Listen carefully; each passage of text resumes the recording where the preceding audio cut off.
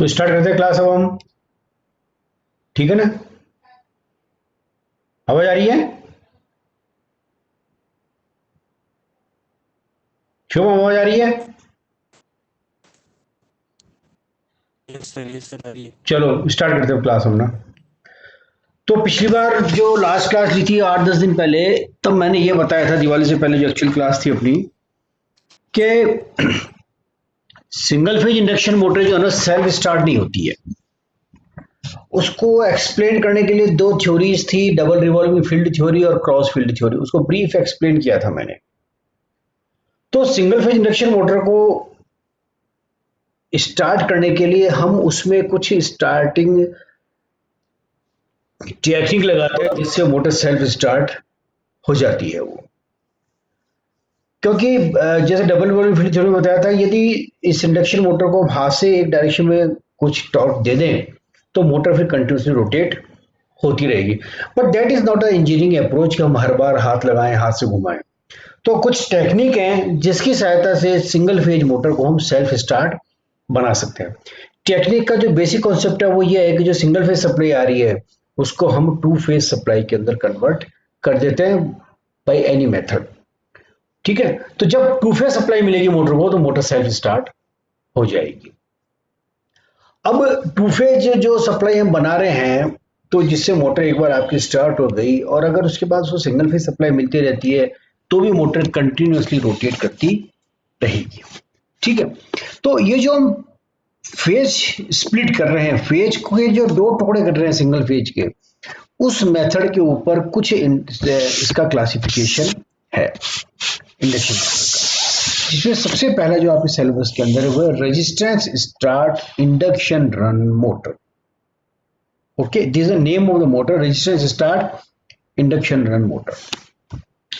अब देखिए, ये जितने भी आपके स्प्लिट फेज के ऊपर जो मोटर है उसमें दो वाइंडिंग्स कहलाती हैं। दो वाइंडिंग्स होती है, एक जैसी दो वाइंडिंग होती है। एक मेन वाइंडिंग कहलाती है, एक स्टार्टिंग वाइंडिंग कहलाती है। ठीक है?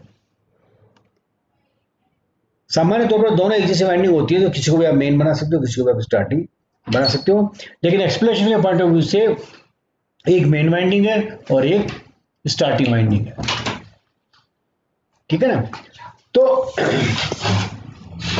जो रोटर होता है इसका, वो बिल्कुल स्क्वायरल के इंडक्शन मोटर जो रोटर होता है वैसा वैसा। ये डायग्राम आपको बता रखा है, resistance start induction run motor means resistance winding के कारण, वाइंडिंग में जो हमने एक्स्ट्रा रेजिस्टेंस लगा रखा है स्टार्टिंग वाइंडिंग में, उस रेजिस्टेंस के कारण मोटर में फेज स्प्लिट होगा।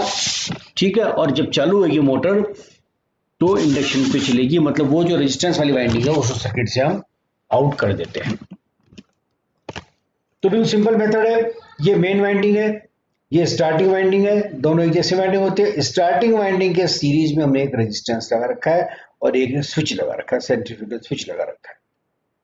और ये रोटर है, बिल्कुल स्क्वायरल केज मोटर का जो रोटर होता है वैसा ही रोटर होता है। आप ये जो छेद दिखा रखे हैं इनके अंदर रॉड्स हैं कॉपर की। ठीक है? और दोनों तरफ से इसको शॉर्ट सर्किट कर देंगे तो स्क्वायरल केज मोटर का जैसा रोटर बन जाएगा। अब ये फेज और न्यूट्रल है, सिंगल फेज सप्लाई में इसको दी है, तो यहाँ पे जो करंट आई आएगा वो दो पार्ट में बढ़ जाएगा। एक करंट होगा आई एम जिसको हम बोलेंगे मेन वाइंडिंग करंट, एक होगा आई एस जिसको हम बोलेंगे स्टार्टिंग वाइंडिंग करंट। अब देखिए, क्योंकि ये कौन आ रहा है, विक्रम से नहीं, क्योंकि इस वाइंडिंग का रेजिस्टेंस ज्यादा है। देखिए, आपको फेजर के कॉन्सेप्ट क्लियर होनी चाहिए। यदि रेजिस्टेंस ज्यादा है तो वोल्टेज से कम लैग करेगा वो, और रेजिस्टेंस कम है, इंडक्टेंस ज्यादा है तो वोल्टेज से काफी ज्यादा लैग करेगा वेक्टर।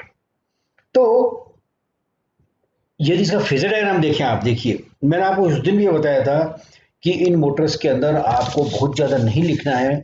आप इसका डायग्राम बना दीजिए जैसे ये डायग्राम बना हुआ है, फिर फेजर डायग्राम बना दीजिए, इसकी टॉर्क स्लिप एप्लीकेशन बना, टॉर्क स्लिप कैरेक्टरिस्टिक्स बना दीजिए और इसकी पावर एप्लीकेशंस लिख दीजिए। तो 5 नंबर का क्वेश्चन आता है, इससे ज्यादा आपको टाइम इसमें नहीं देना है।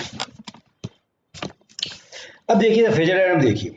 बेसिकली हम क्या फेज स्प्लिट कर रहे हैं, जैसे मैंने आपको स्टार्टिंग में बताया कि हम क्या कर रहे हैं, सिंगल फेज को टेम्परेरी टू फेज के अंदर कन्वर्ट कर रहे हैं। कैसे कन्वर्ट हो रहा है टू फेज, ये इसको फेजर डायग्राम से आपको मालूम चले। ये देखिए, ये वोल्टेज को मैंने रेफरेंस वेक्टर ले लिया, है ना। अब देखिए स्टार्टिंग वाइंडिंग अगर आप देखिए उसका रेजिस्टेंस काफी ज्यादा है, स्टार्टिंग वाइंडिंग का रेजिस्टेंस काफी ज्यादा है क्योंकि हमने रेजिस्टेंस सीरीज में लगा रखा है। जबकि मेन वाइंडिंग है that is highly inductive winding. जब इंडक्टिव वाइंडिंग काफी ज्यादा है ये, तो ये काफी ज्यादा लैग करेगी अप्लाइड वोल्टेज V से। तो V और IM के बीच में काफी ज्यादा एंगल होएगा, जबकि V और IS के बीच काफी कम एंगल होगा क्योंकि हमने हाई रेजिस्टेंस सीरीज के अंदर लगा रखा है। तो ये यदि हमारा वेक्टर डायग्राम का V है, sorry phase reference vector V है, तो ये IS का वेक्टर आएगा जो कि वोल्टेज से काफी कम डिग्री पे लैग कर रहा है, जबकि IS का जो वेक्टर होगा, IM का जो वेक्टर होगा वो काफी ज्यादा होगा, एंगल काफी ज्यादा होगा, वोल्टेज से काफी ज्यादा पीछे करेगा क्योंकि वाइंडिंग इज हाईली इंडक्टिव। अब ये देखिए IS और IM के बीच का जो एंगल है जिसको हम बोलते हैं टॉर्क एंगल एल्फा, इसको हम बोलते हैं टॉर्क एंगल एल्फा। तो एल्फा दिख रहा है आपको इसके अंदर, नहीं दिख रहा है तो मैं इसमें वापस आपको एक बार बता देता हूं, where is alpha. So alpha is the angle between IS and IM, इनके बीच का जो एंगल है ना ये है आपके एल्फा, ये दिस इज एल्फा डी। ढंग से नहीं बनाइए, दोबारा बना देता हूं मैं, ये है alpha. Okay, this is alpha, हालांकि यहां बना हुआ है ये एल्फा। तो IS और IM का रिजल्टेंट कितना होगा, I करंट होगा, जो कि ये करंट है I, this is I current. और V और I का जो एंगल है वो पावर फैक्टर एंगल कहलाएगा आपके, this is power factor angle theta या फाई, जो मान लिया आप इसको, ठीक है। तो अब ये जो मोटर है ये टेम्परेरी टू फेज के अंदर कन्वर्ट हो गई। एक फेज हो गया IS, यहाँ पर वोल्टेज इतनी डिग्री लैग कर रहा है, दूसरा फेज हो गया IM, इतना डिग्री लैग कर रहा है, लगभग 80-85 डिग्री लैग करता है IM तो, और IS करता है 10-12 डिग्री 15 डिग्री। तो अल्फा की जो वैल्यू है लगभग 60-65 डिग्री के आसपास आ जाती है। ओके, सो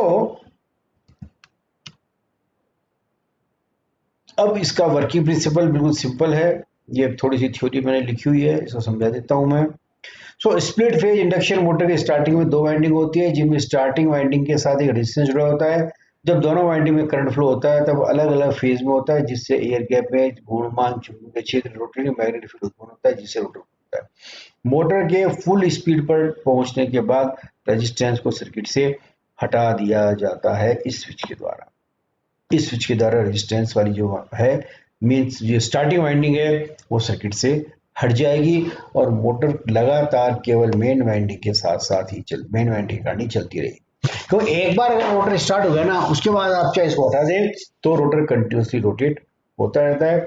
ये एक सेंट्रीफ्यूगल स्विच होता है जो ऑटोमेटिकली जब मोटर लगभग फुल स्पीड के आसपास आ जाती है उसके बाद ये स्विच ऑपरेट हो जाता है और ये वाइंडिंग सर्किट से आउट हो जाती है। इसको आउट करने का एडवांटेज ये है कि यदि रेजिस्टेंस सर्किट में लगा रहेगा तो इसके अंदर पावर लॉस ज्यादा होंगे, जिसके कारण मोटर आपकी गर्म हो जाएगी। तो रेजिस्टेंस स्टार्ट इंडक्शन मोटर के अंदर ये तय बात है कि स्टार्टिंग वाइंडिंग को हम सर्किट से हटा देते हैं, ठीक है।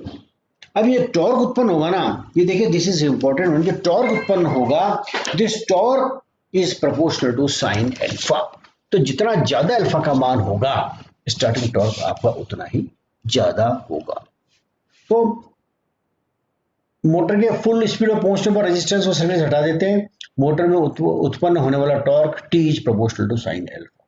तो ज्यादा से ज्यादा अल्फा का मान रखने का प्रयास किया जाता है। ये इसकी टॉर्क स्लिप कैरेक्टरिस्टिक्स है, दो टुकड़ों में इसलिए है।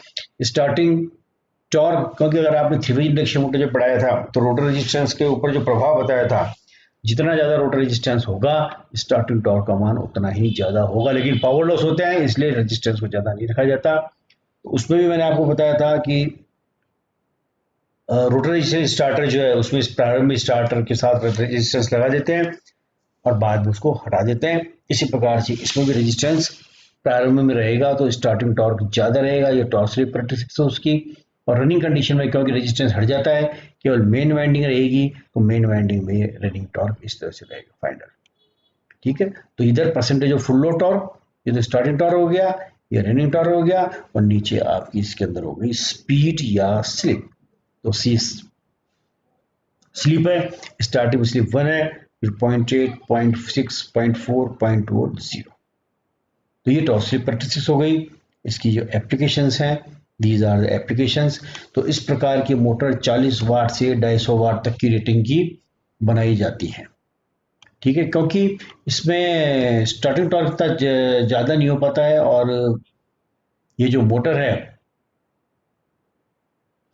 ये मोटर भी छोटी कैपेसिटी की बनाई जाती है। ठीक है, तो इसकी जो एप्लीकेशंस हैं, these are some applications: fan and blowers, washing machine, small machine tools, domestic refrigerator और ऑयल बर्नर। ये कुछ इसके एग्जाम्पल है। हालांकि अब अच्छे कैपेसिटर जब से बाजार में आए हैं, गर्म नहीं होते, उसके बाद से इस प्रकार की मोटर का प्रयोग प्राय नहीं किया जाता, क्योंकि इनकी एफिशिएंसी लो होती है, पावर फैक्टर पुअर होता है, और स्टार्टिंग टॉर्क भी पुअर होता है। तो वो जो रेजिस्टेंस स्टार्ट मोटर थी, उसके बजाय ये मोटर ज़्यादा बढ़िया है, जिसको हम कहेंगे capacitor start induction run motor. Means इस प्रकार की मोटरों में जो स्टार्ट किया जाएगा मोटर को, वो कैपेसिटर के साथ किया जाएगा। यहाँ पहले रेजिस्टेंस था, रेजिस्टेंस के स्थान पर हमने क्या लगा दिया, कैपेसिटर लगा दिया, और एक सेंट्रीफ्यूगल स्विच है, वो डायग्राम है, केवल रेजिस्टेंस की जगह लगा दिया कैपेसिटर। ये रोटर है, स्क्वायर केज रोटर, ये रोटर के स्लॉट्स हैं जिसके अंदर कॉपर रॉड्स होंगी।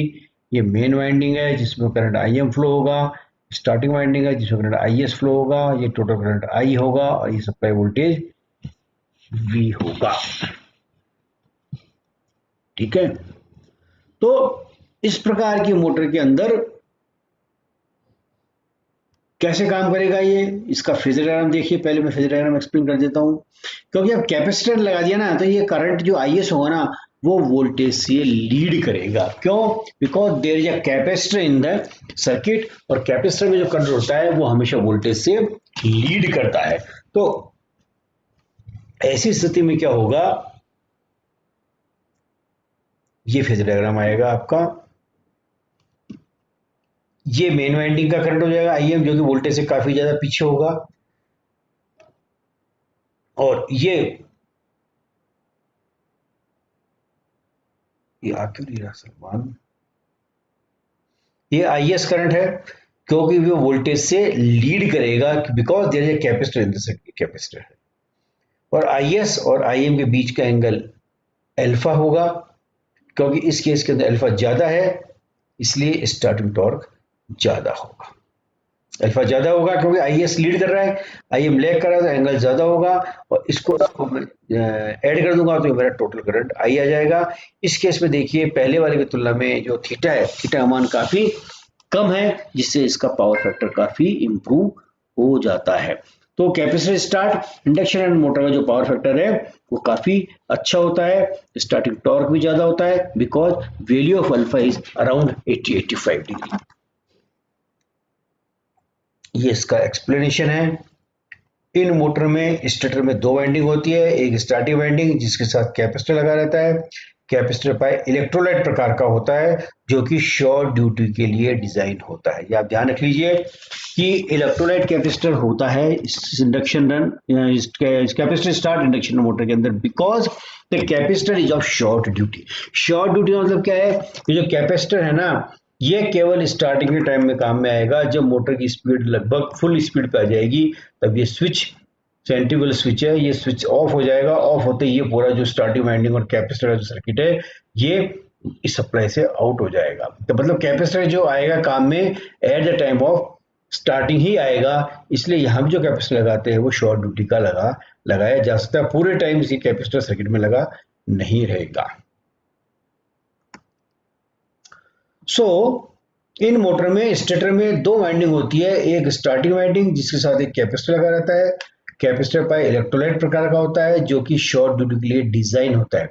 कैपेसिटर को प्राय मोटर के बाहर लगाया जाता है।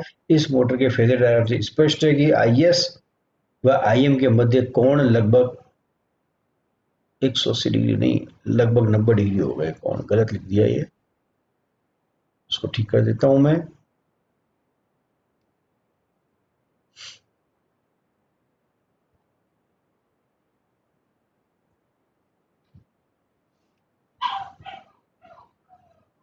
This is not 180 degree. This is about 90 degree.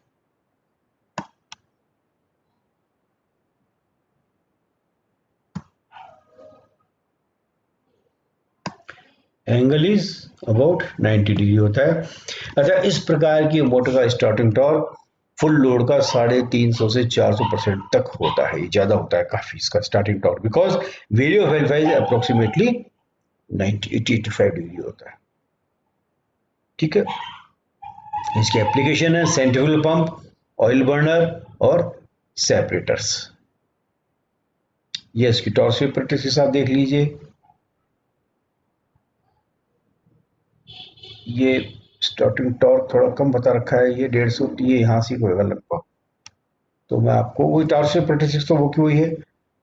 ये परसेंटेज ऑफ स्पीड है 0, 20%, 40%, 60%, 80% और 100%। ये परसेंटेज ऑफ स्पीड है। ठीक है, परसेंटेज ऑफ स्पीड दिख रहा होगा ये आपको। और ये जो लाइन आ रही है, इसको थोड़ा सा मैं करेक्ट कर देता हूँ पेन से। तो मेन डायग्राम में आप वैसा ही बनाइए जब आप नोट्स बनाए। जब द कर्व इज अप्रोक्सीमेटली, इसका जो स्टार्टिंग टॉर्क है वो मैं आपको बता देता हूँ। एक मिनट,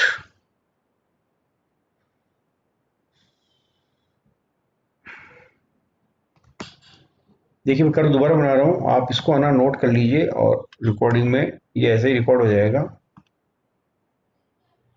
ठीक है ना। ये so there are two characteristics. उसमें जो कैरेक्टरिस्टिक्स थी वैसे ही कैरेक्टरिस्टिक्स बनाएंगे जो अभी ऊपर जो induction capacitor start induction run जो मोटर थी ना, वैसे बनाऊंगा मैं। ये लगभग starting torque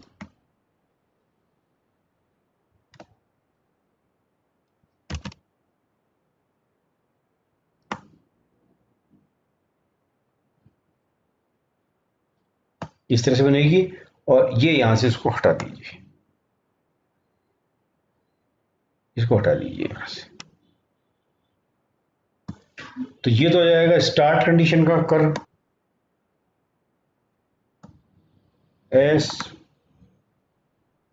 T A R T, this is start condition.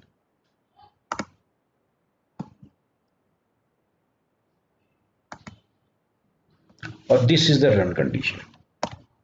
तो स्टार्टिंग में काफी अच्छा टॉर्क मिल जाएगा इसमें, because the value of alpha is very high. This is run,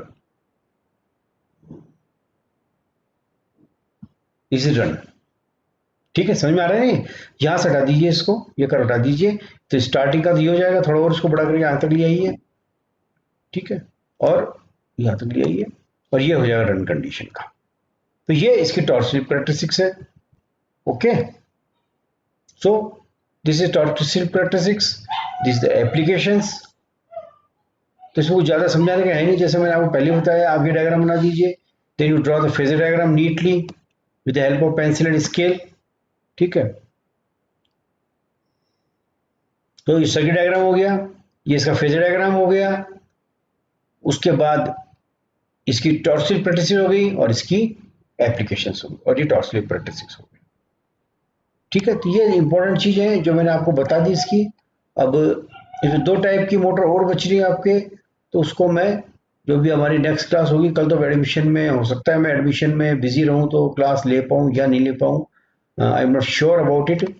तो वो मैं आपको कल ही बता पाऊंगा कि कितना काम है एडमिशन में। लेकिन आज जो आपको मैंने बताया, आज की जो क्लास ली है मैंने, जिसके अंदर आपको दो टाइप के मैंने सिंगल फेज इंडक्शन मोटर बता दी। इसमें एक तो बताई मैंने रेजिस्टेंस स्टार्ट इंडक्शन रन, और दूसरी मैंने जो बताई है वो बताई है कैपेसिटर स्टार्ट इंडक्शन रन। अब एक जो लास्ट जो मोटर बचती है वो बचती है capacitor start capacitor run motor, और एक स्प्लिट शेडेड पोल मोटर। तो दो टाइप की मोटर और बची है, छोटा छोटा सा सिलेबस है ये। तो अपन इसको क्या है,